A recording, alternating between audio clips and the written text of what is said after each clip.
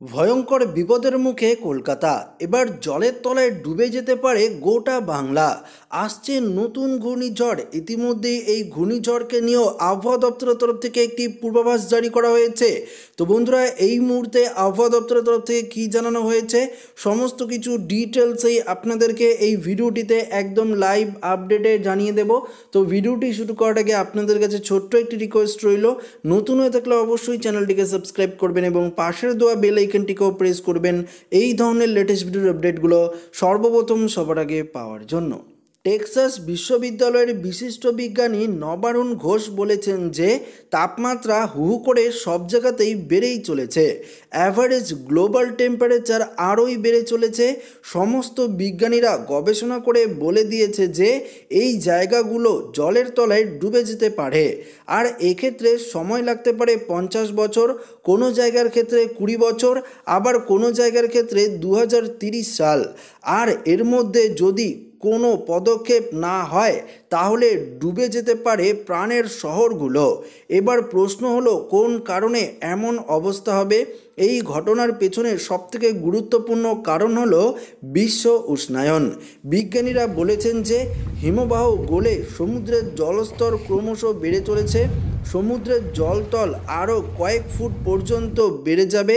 সমুদ্রের জলস্তর বাড়লে নদীর মধ্যে নোনা জল ঢুকতে শুরু করবে, আর এই ঘটনায় উপকূলীয় শহরগুলির জন্য বিপজ্জনক।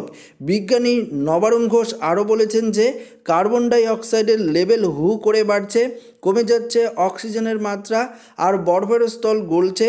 দ্রুত গতিতে গলে যাবে এই হিমবাহগুলিও, আর এর ফলেই বাড়ছে বিপদ।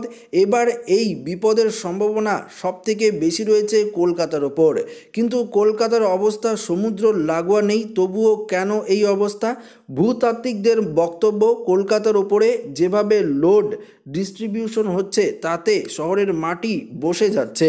এবার গঙ্গার জলতলের উচ্চতা থেকে কলকাতা শহরের উচ্চতা মাত্র 0.5 মিটার বেশি রয়েছে। তাই ভবিষ্যতে যদি সমুদ্রের জলতল উচ্চতা বাড়ে তাহলে গঙ্গার জলতল বাড়বে। সেক্ষেত্রে পথে ঘাটে প্রতিদিন গঙ্গার জল ঢুকবে। সমুদ্রের এই করাল গ্রাস থেকে কলকাতাকে বাঁচিয়ে রেখেছে সুন্দর বনের ম্যানগ্রোভ, কিন্তু বর্তমান সময়ে এই ম্যানগ্রোভ অঞ্চলকে ফাঁকা করে দিচ্ছে অসাধু লোকজন, আর তাতেই কলকাতা শহরের বিপত্তি আরও বেড়ে চলেছে।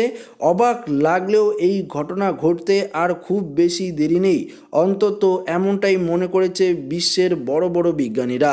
তো বন্ধুরা, আপনারা দেখতেই পেলেন ভয়ঙ্কর বিপদের মুখে রয়েছে কিন্তু কলকাতাতে ভূমিকম্পের যেমন সম্ভাবনা রয়েছে তেমন কিন্তু রয়েছে গঙ্গার জল যদি বেড়ে যায় তাহলে কিন্তু একটা বন্যার পরিস্থিতিও তৈরি হতে পারে এবং ডুবে যেতে পারে শহর কলকাতা থেকে শুরু করে আশেপাশে উপকূলীয় জেলাগুলি।